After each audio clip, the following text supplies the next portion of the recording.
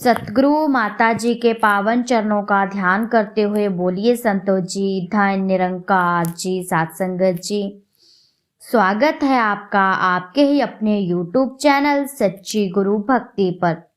तो साथ संगत जी, दासी आप जी के सामने फिर से एक नई प्रेरणादायक कहानी लेकर के आई है, संत बचन की। साथ संगत जी, जो संतों के वचन होते हैं उनकी वजह से हमारे जीवन में क्या प्रभाव पड़ता है, क्या असर होता है, आज यही हम इस कहानी में जानेंगे।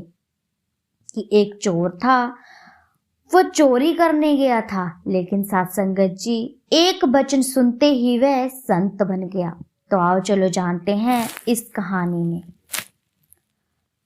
कई वर्ष पुरानी बात है, भगवान महावीर एक गांव में अपने शिष्य के साथ आए। लोगों को वे भक्ति मार्ग समझा रहे थे। उनके अनमोल वचनों से कई लोगों ने सच्चाई का मार्ग स्वीकार किया था। जब गांव में एक चोर भी रहता था, उस गांव में एक चोर भी रहता था।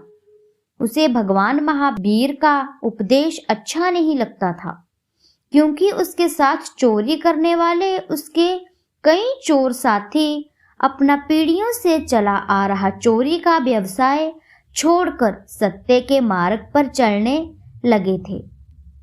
इसी वजह से जहां महावीर जी होते थे वहां वह रुकता ही नहीं था।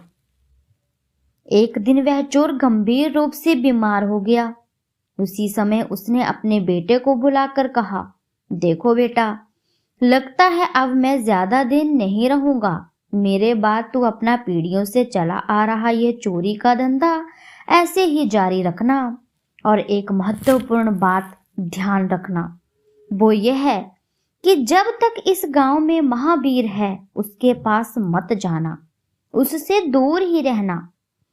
शरीर थोड़े दिनों बाद उस चोर ने अपना शरीर त्याग दिया। उसकी मृत्यु हो गई।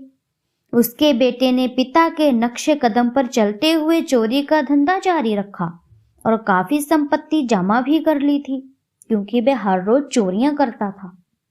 एक दिन महावीर सेठ जी के मठ में नजदीक से गुजरते हुए उसे महावीर जी के दर्शन हो गए। महावीर बैठे हुए सज्जनों को उपदेश दे रहे थे। चोर का बेटा पिता के कहे अनुसार महावीर जी के मठ में न रुकते हुए वहां से भागकर जाने लगा। उनका उपदेश कानों में न पड़ जाए यह सोचकर उसने दोनों हाथों से कान बंद कर लिए। फिर भी आधा वाक्य उसने कानों में पड़ ही गया। महावीर मृत्यु की अवस्था का वर्णन करते हुए कह रहे थे, शरीर से प्राण लेकर जाने वाले यमदूतों के पैर उल्टे होते हैं। उसने मात्र इतना वाक्य सुना। एक दिन राजा के महल में बड़ी चोरी हुई। राजा के सैनिक शक के आधार पर चोर के बेटे को पकड़ कर ले गए। हालांकि चोरी उसी ने की थी, पर वह कबूल नहीं कर रहा था। अनेकों प्रकार से उसे कबूल करवाने की कोशिश की गई, परंतु सब व्यर्थ था। आखिर उपाय के रूप में उसे बेहोशी की दवा दे दी गई। 7-8 दिन बेहोश रहने के बाद वह होश में आया। उसे मरा हुआ आभास करवाने के लिए उसके चारों ओर 5-6 सुंदर महिलाओं को खड़ा कर दिया गया। वे महिलाएं बोली, हम यमराज की सेविकाएं हैं, तेरे प्राण लेकर हम जा रही हैं। तुमने अपने जीवन में जो दुष्कर्म किए हैं उन्हें यदि सच सच बता दिया तो हम तुझे स्वर्ग में ले जाएंगी, वरना नरक में ले जाएंगे। चोर को शक हुआ, कहीं ये चोरी कबूल करवाने का कोई षड्यंत्र तो नहीं। इतने में उसे महावीर जी का वाक्य याद आ गया। महावीर जी ने बोला था कि मरने के बाद जो यमदूत तुझे लेने आएंगे उनके पैर उल्टे होंगे, परंतु इनके पैर तो हमारे जैसे सीधे हैं। मतलब सजा देने के लिए यह षड्यंत्र रचा गया है। परंतु उसने कुछ न दर्शाते हुए वह सिर्फ इतना ही बोला कि देखिए, आपके कथा अनुसार मुझे भी स्वर्ग में जाने की इच्छा है। मैंने जीवन में एक भी दुष्कर्म नहीं किया है। राजा का यह प्रयत्न भी व्यर्थ था। कोई सबूत न मिलने के कारण राजा को उसे छोड़ना पड़ा। महावीर जी के सिर्फ आधे वाक्य को मान लेने से उसकी कड़ी सजा टल गई। तो साथ संगत जी, चोर ने सोचा कि महावीर जी का आधा वाक्य अगर मुझे कारावास के बंधन से मुक्त करवा सकता है तो उनका संपूर्ण उद्देश्य भव सागर से मुक्त करवा देगा। उसके बाद उसने स्वामी महावीर जी की शरण लेकर उन्हें सारी हकीकत बताई और अपना जीवन परिवर्तित कर उसे सफल कर लिया।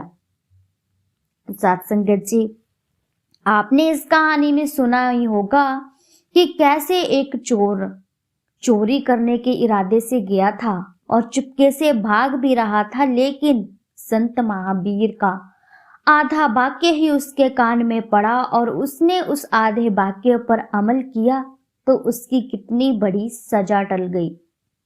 तो फिर उसने अपने दिमाग का इस्तेमाल करते हुए महावीर के चरणों में झुक गया और ये सोचा कि जब ये इतना मेरे लिए कर सकते हैं, इनका आधा वाक्य मेरी पूरी जिंदगी को बचा सकता है, इनका आधा वाक्य मेरी सजा को टाल सकता है, तो मेरी पूरी जिंदगी इनके नक्शे कदम पर चल के तो संवर ही जाएगी।